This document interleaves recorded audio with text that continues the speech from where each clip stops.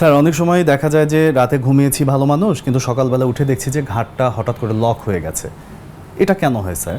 ঘাড়ের এই প্রবলেম নিয়ে প্রায় আমাদের কাছে রুগী আসে যে ঘাড় একদিকে বাঁকা এভাবে নিয়ে আসে, হ্যাঁ, লক মানে ডানে বামে আছে, তাকাতে পারে না। মূলত মাসেল পুলিং হয়, মাসেল পুল।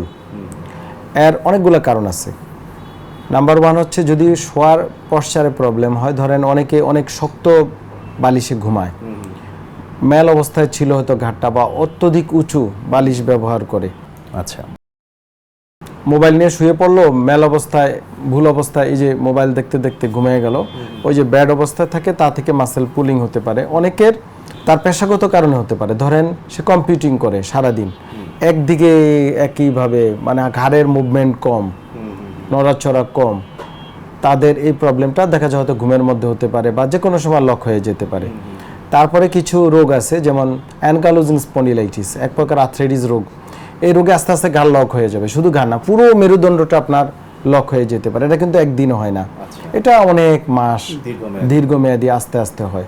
বাট নেক যে লকটা হয় মূলত এটা মাসেল স্প্রেন বা সংকুচিত হয়ে যাওয়ার কারণে, অথবা ঘাড়ে যদি কোনো কারণে ডিস্কের প্রলাপস হয়, সেটা কিন্তু ওই যে পেশাগত কারণে হতে পারে।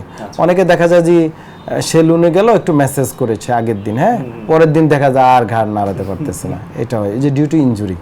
বা অনেকে অভ্যস্ত না ভারী কিছু নেওয়ার, হঠাৎ একদিন মাথায় একটা বোঝা নিয়েছিল, তা থেকে হতে পারে, বা যে কোনো ইনজুরি থেকে হঠাৎ করে ঘাড়ে, মানে ঘাড়ের যদি মাসেল অথবা হাড়ও জোড়ার এনি প্রদাহ, এনি চেঞ্জ, এনি ডিসঅর্ডার বা সরে যাওয়া বা ডিস্ক প্রলাপস, তা থেকে ঘাড় যে কোনো সময় লক হয়ে যেতে পারে। এটা হলে সাধারণত আমরা যেটা করি যে একটু স্ট্রেচিং এর চেষ্টা করি, যে ঘাড়টা হয়তো বা দুই দিকে ঘুরিয়ে বা যে কোনোভাবেই স্ট্রেচিং এর চেষ্টা করা হয়। এবং একই সাথে দেখা যায় স্যার যে গরম কোনো কিছু দিয়ে হয়তো বা একটু ভাপ দেওয়া হয়।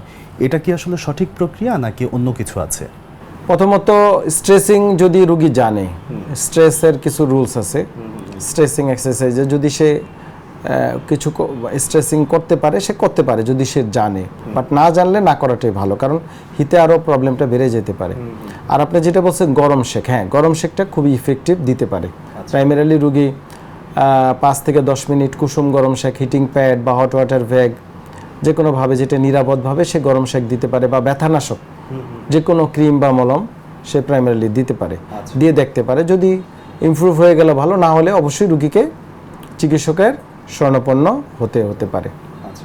চিকিৎসকের শরণাপন্ন হলে যেটা হয় যে মোস্টলি কমন যে কারণটা আসে যে বালিশের ব্যবহার এবং শোয়ার ভঙ্গি, এই দুইটার সাথে সম্পর্কিত। এর বাইরে কি আর কোনো কারণ থাকতে পারে স্যার? অবশ্যই আমরা তো প্রতিটা ধরেন ঘাড় লক হোক বা যে কোনো কারণে পেইন হলে আমরা রুগীদের পেশাগত হিস্ট্রিটা নেই, সে কী করে, এটা খুবই ইম্পর্টেন্ট। মোস্ট অফ দ্য রোগের মূল কারণ কিন্তু প্রফেশন। এখন যে আমরা মাস্কুলোস্কেলেটাল যে প্রবলেমগুলো পাই, ঘাড় ব্যথা বলেন, কোমর ব্যথা, শোল্ডার ব্যথা, পেশার সাথে সম্পর্কযুক্ত। তো সেই পেশাটা সে যে কাজটা করে সেটা প্রপার ওয়ে করতে, আর্গোনমিক্স মানতেছে কিনা, নিয়মগুলো মেনে করতেছে কিনা, বা কত ঘন্টা করে বা সারাদিনই করে, তো এগুলো আমাদের কিন্তু অ্যাড্রেস করতে হয়। শুধু যে আপনার বালিশ বা বিছানা শোয়া উঁচা নেচার কারণে হচ্ছে ব্যাপারটা কিন্তু তা না, তার পেশা অ্যানাদার কজের কারণে কিন্তু তার হতে পারে। অ্যানাদার কোমরবিডিটিস, অ্যানাদার রোগ, অন্যান্য রোগ আছে কিনা, যেমন ঘাড়ের অনেকে স্পন্ডাইলোসিস থাকতে পারে, অনেকের ডিস্কের প্রলাপস আগে থেকে থাকতে পারে, অনেকের বিভিন্ন আর্থ্রাইটিস রোগ থাকতে পারে। তো এগুলা কিন্তু আমাদের বের করতে হয় যে অ্যানাদার কোনো কজ তার আছে কিনা, বা ইনজুরি হিস্ট্রি। অনেকে আছে যে আমি বন্ধুর সাথে অনেক আগে খেলতে গিয়ে একটু ঘাড়ে আঘাত পেয়েছিলাম, বা দুষ্টামি করতে গিয়ে একটু চাপ দিয়েছে, বা অনেকে নিয়মিত মেসেজ করে, বাচ্চাদের দিয়ে করে, বা বাসা কাজের লোক দিয়ে, বা বিভিন্ন মহিলারাও বিভিন্ন পার্লারে গিয়ে যেটা করে, এ থেকে কিন্তু আপনার এই প্রবলেমগুলো হয়ে যেতে পারে। অনেক ধন্যবাদ স্যার, বিষয়টা নিয়ে আমরা অনেক কিছু জানলাম। ভালো থাকবেন। আপনি ভালো থাকবেন, আপনাকে ধন্যবাদ। নাগরিক টেলিভিশনকে অসংখ্য ধন্যবাদ।